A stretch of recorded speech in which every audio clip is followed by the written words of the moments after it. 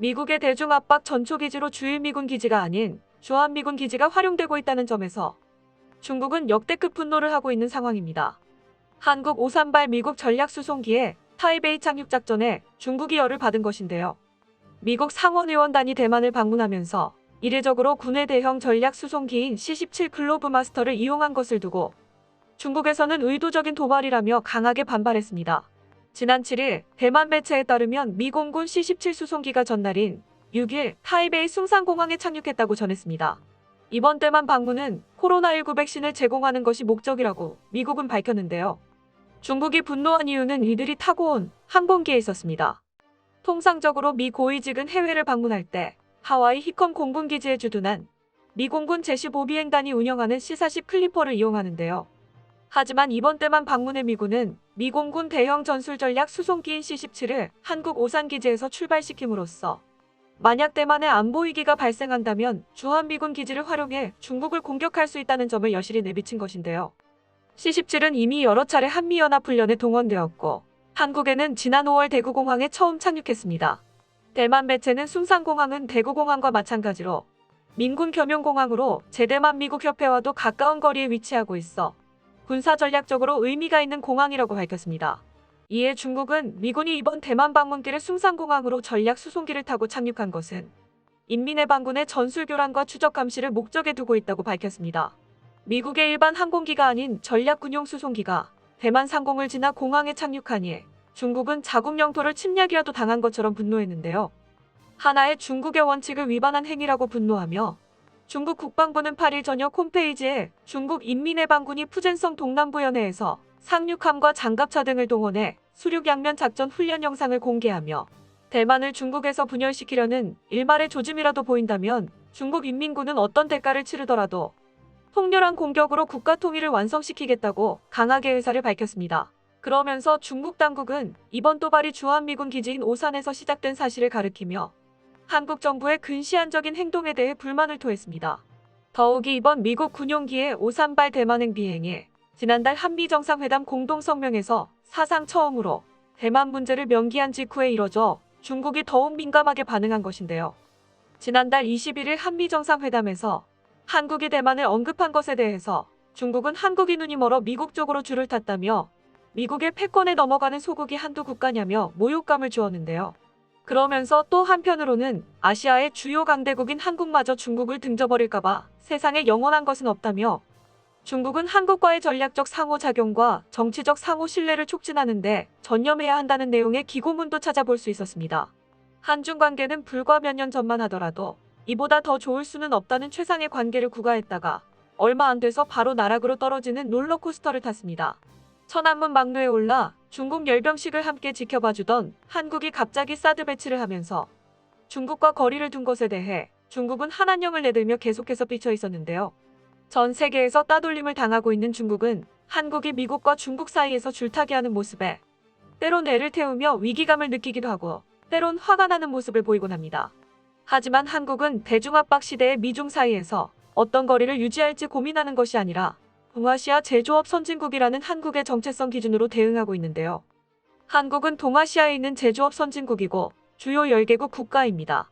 한국은 동아시아 제조업 선진국으로서 아시아 생산 네트워크를 유지시키고 발전시켜 왔는데요. 일례로 메이드 인 코리아 하면 명품이라는 인식이 전 세계에 자리 잡고 있다는 사실만 봐도 잘 알 수 있죠. 이렇듯 중국은 세계 제2의 경제력과 군사력 등 하드파워를 지닌 국가로 급부상했지만 다른 국가로부터 존경받는 소프트파워를 가진 매력 국가는 아닙니다. 오히려 밉상 국가로 전락했죠. 중국 국방대의 한 교수도 미국이 이렇게 중국을 공격하는데 우리를 동정하는 국가가 정녕 하나도 없는가라며 자성하기도 했는데요. 이렇다 보니 중국 지도부들은 내년 한중 수교 30주년을 빌미로 한국을 끌어당겨 미국이 동맹국가 구축하는 대중포위망을 무너뜨리려는 시도를 할 수밖에 없었던 것이죠. 미국 공군 수송기가 일본이 아닌 주한기지를 경유해 대만에 착륙한 사실을 미국 매체에서는 미 상원의원들이 대만을 방문하기에 앞서 한국을 방문해 방역과 외교, 경제 협력을 논의하기 위함이었으며 한미동맹 강화를 위해 한국과 다각적인 협력을 펼치기로 했다며 이를 대대적으로 보도하기도 했었습니다. 아시아의 영향력 확대와 대중압박 정책을 펼치기 위해 미국이 한국과의 협력에 큰 노력을 들이고 있음을 알 수 있는 사례입니다. 미국의 중국 때리기에 신냉전적 질서가 형성되고 있는 가운데 우리나라는 쿼드 가입을 우회해서 미국 편을 들지 않으면서도 한미 관계를 안보뿐만 아니라 글로벌 경제 협력 관계를 한 단계 격상시켰습니다. 더불어 미사일 지침을 종료시켰을 뿐만 아니라 국제 원자력 시장에서 미국의 협력을 확보하고 한국을 세계 바이오 시장의 생산 허브로 강화하는 성과를 올렸는데요. 여세를 몰아 한국은 2년 연속 G7 정상회의에 초청받아 세계 최정상 민주 선진국 다자 정상회의에 참석하여 환경과 보건 방역에서 한국의 선진모범국으로서의 활동을 소개해 한국 국격을 드높였죠.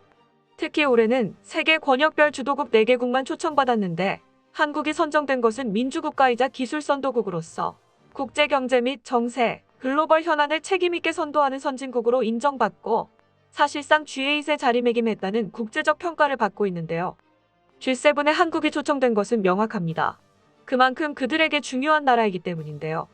경제적으로 보나 미국이 주도하는 세계 질서 유지로 보나 한국이 갖는 중요성이 크기 때문입니다. 이렇게 의미가 큰 이번 G7 정상회의에서는 역사상 처음으로 천안문 사태 이후 중국 공산당의 자행들을 명시적으로 겨냥하면서 대중 공세를 가했는데요. 중국은 이번 G7의 압박에 또다시 한번 뿔이 단단히 났습니다. 지난 15일 중국 당국은 중국 군용기 28대를 대만 방공식 별구역에 또다시 투입시켰습니다. 이번 무력 시위에 중국은 자체 제작한 무기들을 내세우며 역대 최대 규모로 동원했는데요. 미국을 비롯한 국제사회가 대만을 지지하는 것에 대한 불만 표시로 군용기들을 무더기로 대만 ADIZ에 보내 중국이 대만 문제에 대해선 절대 양보하지 않겠다는 신호를 보낸 것입니다.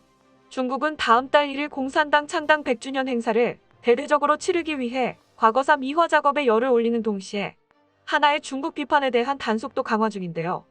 공산당 창당 100주년 행사를 위해 이번 대만 상공에 사상 최대 규모로 진입하며 정치적 수습에 나선 것입니다. 그러나 전문가들은 내년 2월 베이징 동계 올림픽 개최와 시진핑 주석 3기 집권 절차 등이 예정되어 있어 미중 갈등은 더욱 첨예화될 가능성이 크다고 전망하고 있는데요. 이로 인해 미국과 중국이 우리 정부를 자기 편으로 끌어당기려는 노력도 더 커질 것이 예상된다고 말했습니다.